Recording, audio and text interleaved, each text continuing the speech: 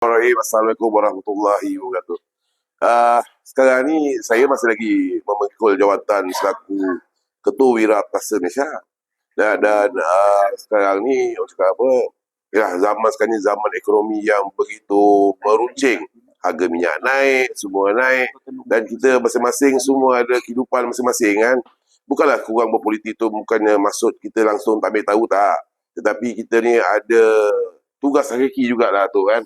Saya ada tugas hakiki saya sendiri juga. Kita ni cari rezeki, berniaga semua kan. Jadi kos membuatkan kos saya hidup tu tinggi, lebih baik saya fokus untuk perniagaan. Saya sekarang ni buat perniagaan santan.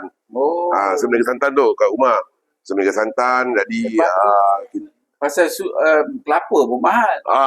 berniaga santan. Jadi saya lebih fokus pada bisnes. Di Lenggeng. Di Longgeng. Tapi boleh hantar KL kalau orang KL nak order. Alhamdulillah. Kalau orang KL nak order, boleh kita boleh hantar, tak ada masalah.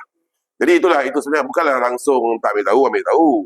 Cuma cakap apa, hidup kita ni tak siapa tolong kita pun. Jadi dia sendiri dah kena tolong. Itu je lah. Bukan pasal aku bergaduh cikgu Ubat ke, tak ada bergaduh apa pun. Tak ada. Aku tahu tu ramai tanya bergaduh cikgu Ubat ke, tak ada lah. Dia dengan Cikgu Ubat, dia ada bisnes sendiri. Jadi aku pun ada bisnes aku sendiri juga kan. Jadi kita lebih fokus pada bisnes sendiri lah. Dan nak pula sekarang ni orang politik asyik bergaduh kan. Yang bergaduh pecat sana, pecat sini, sampai Cikgu Ubat pula kena pecat kan.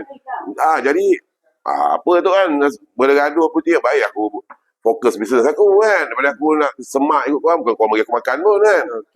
Itu lah cerita.